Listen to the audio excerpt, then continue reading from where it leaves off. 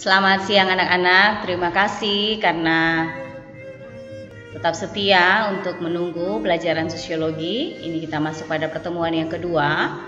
Pertemuan ini termasuk pertemuan yang tertunda karena pertemuan yang pertama belum maksimal. Baik, kita akan masuk langsung dalam materi.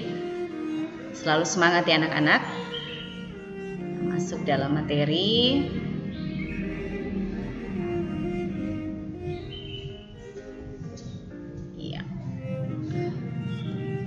Yang pertama yaitu fungsi sosiologi untuk mengenali gejala sosial dalam masyarakat. Tujuan pembelajaran yaitu menjelaskan sosiologi sebagai ilmu sosial. Yang kedua, menjelaskan realitas sosial sebagai objek kajian. Yang ketiga, menjelaskan kehidupan sosial sebagai objektivitas. Dan yang keempat, mengidentifikasi gejala sosial ya. Gejala sosialnya bisa dilihat, ada contoh gambar yaitu dalam pada stasiun kereta api. Penumpang sedang antri ya, kalau boleh dikata juga berebutan untuk masuk ke gerbong kereta. Ini menunjukkan bahwa siapa cepat dia dapat ya kursinya. Nah, itu gejala sosial yang terjadi ya. Kita masuk pada hakikat manusia sebagai makhluk individu dan sosial ya. Gambar orang ini adalah dia hanya sendiri ya, dia individu ya. Sebagai makhluk individu, manusia memiliki kepribadian yang unik. Dia memiliki penampilan fisik, kemampuan, kebutuhan, perasaan, dan sikap yang berbeda dengan sesamanya. Contoh gambar misalnya ini seseorang lagi memakai jas putih. Kemungkinan dia di hotel ini ya. Ini bisa saja dia seorang pengantin yang calon pengantin ya. Tentu perasaannya lagi bahagia ya, karena akan mengikuti atau menyelenggarakan hari perkawinannya ya. Manusia sebagai makhluk sosial, yang tadi individu, dan yang kedua sebagai makhluk sosial. Di dalam hidup bermasyarakat, kita harus menunjukkan sikap sosial yang positif. Yang positif yang seperti ini. Ada kerjasama yang baik ya di antara masyarakat ya, tidak ada yang hanya duduk diam tetapi semua bekerja. Bentuk sikap sosial yang positif antara lain tenggang rasa, kerjasama dan solidaritas ya. Kemudian Harry M. Johnson dalam Surjono Sukanto, dia menyebutkan ciri-ciri sosiologi sebagai ilmu pengetahuan ya. Yang pertama, sosiologi bersifat empiris. Apa itu empiris ya?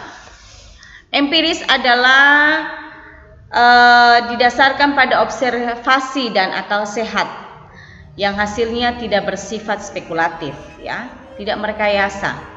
Hasilnya benar-benar sesuai dengan realita yang ada ya.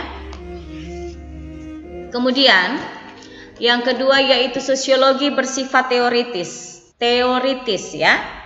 Nah, apa itu teoritis?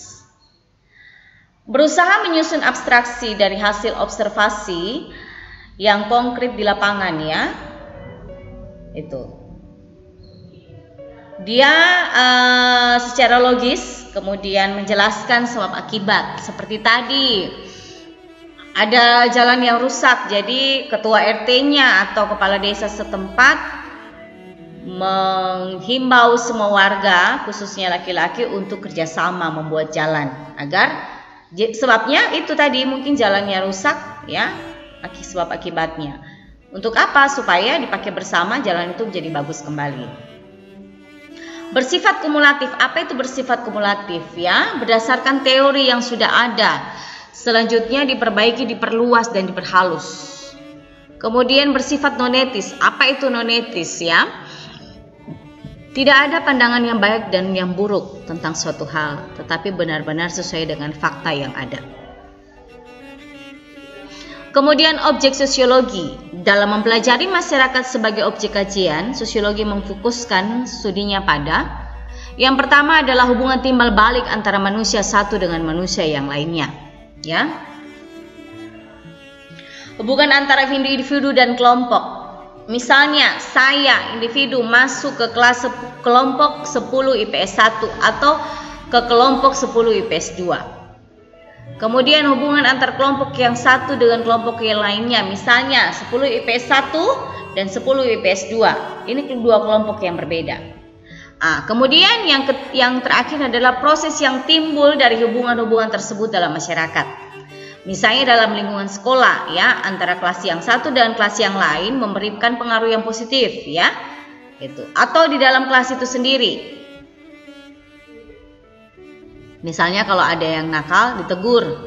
Seperti itu hubungan timbal balik ya. Kemudian sejarah ilmu sosiologi kita masuk. Pada abad yang ke-19 ada dampak dari revolusi Prancis ada 5. Yang pertama yaitu munculnya golongan-golongan buruh, petani, dan kapitalis. Yang kedua, penghapusan pemungutan pajak. Yang ketiga, perjuangan kebebasan. Yang keempat, perkembangan industri. Dan yang kelima, pembentukan negara berdaulat. Ini ada tokoh di sini adalah Auguste Comte ya, dalam revolusi Prancis ini. Ini dampaknya, ini ada 5 dampaknya ini ya. Dampaknya pasti ada yang positif, ada yang negatif ya. Seperti tadi, penghapusan pemungutan pajak, ada untungnya tidak untuk negara, ya. Perjuangan kebebasan dalam hal apa dulu? Perkembangan industri tentu bagus ya untuk negara tersebut. Pembentukan negara berdaulat pasti bagus. Cuma munculnya golongan buruh, petani, dan kapitalis ya. Itu semua dampak ya. Ada satu dampak sini yang tidak memberikan faedah, kapitalis ya. Kemudian kita masuk pada abad yang ke-20. Siapa tokohnya? Itu adalah Anthony Giddens. Ya, fenomena saling ketergantungan masyarakat dunia yang semakin meningkat ya. Kesenjangan yang mencolok antara kekayaan dan tingkat hidup masyarakat industri serta masyarakat di negara berkembang ya. Misalnya negara industri Cina ya. Kemudian dengan Indonesia ya. Kekayaannya pasti akan berbeda. Anthony Giddens memberikan analisis kritis kepada manusia agar selalu bersifat terbuka dalam menerima perubahan. Misalnya kita masuk pada new normal saat ini karena pandemi COVID. Kita harus membawa diri, jangan menutup diri. Ya, kita harus bersifat terbuka. Mau dikasih tahu, misalnya harus cuci tangan, sering-sering cuci tangan, pakai masker. Jangan kita melawan itu ya. Tapi kita harus bersifat terbuka. Misalnya zaman, seingatnya saya waktu itu pernah zaman milenial ya. Semua orang memakai baju silver. Kita bersifat terbuka atas perubahan itu ya. Seperti sekarang cara menerima materi dengan menggunakan internet. Bersifat terbuka atas perubahan-perubahan yang terjadi. Kemudian kita masuk pada sosiologi sebagai ilmu sosial. Pengertian sosiologi menurut Auguste Comte menyatakan bahwa ilmu tentang gejala sosial yang tunduk pada hukum alam dan tidak berubah-ubah ya. Itu menurut Auguste Comte ya. Ada 3 tahap perkembangan manusia menurut Auguste Comte.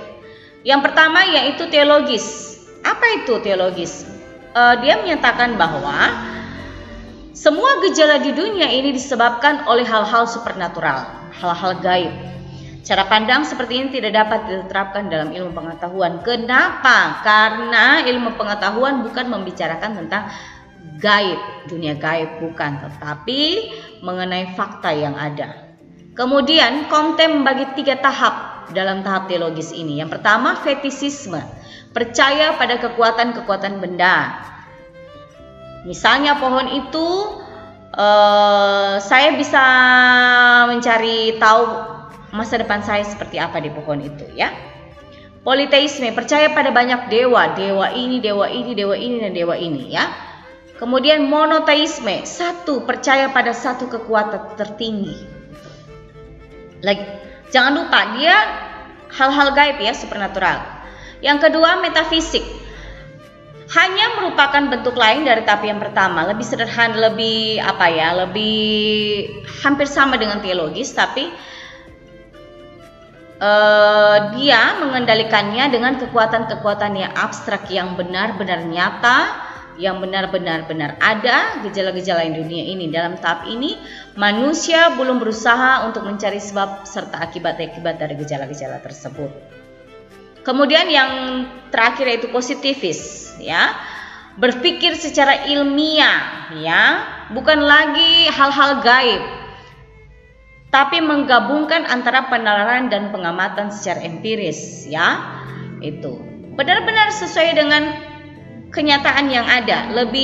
Jadi tingkatannya itu teologis, supernatural, kemudian diimbangi dengan metafisik yang menggabungkan kekuatan-kekuatan yang abstrak, kemudian positifis.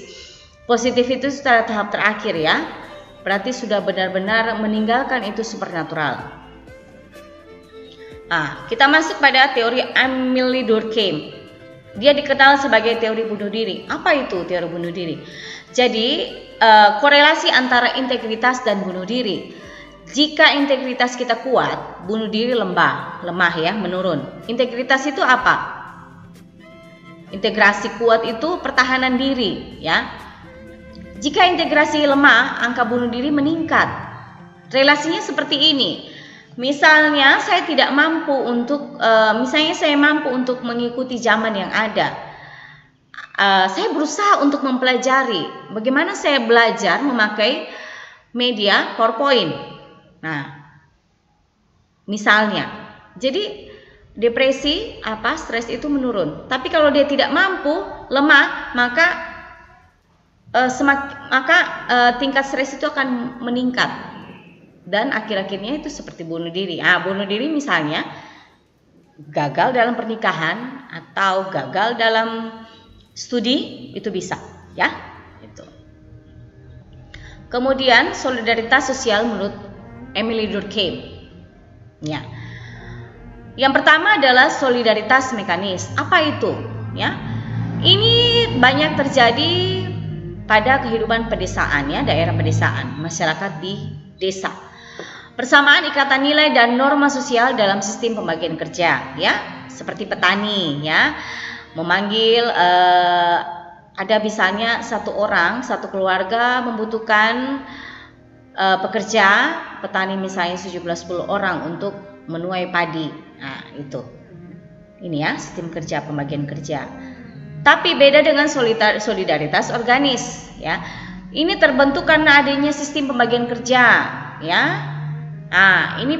Ini di dunia, di perkotaan ini yang selalu ditemui. Seperti kerja pabrik, sistem shift-shiftan.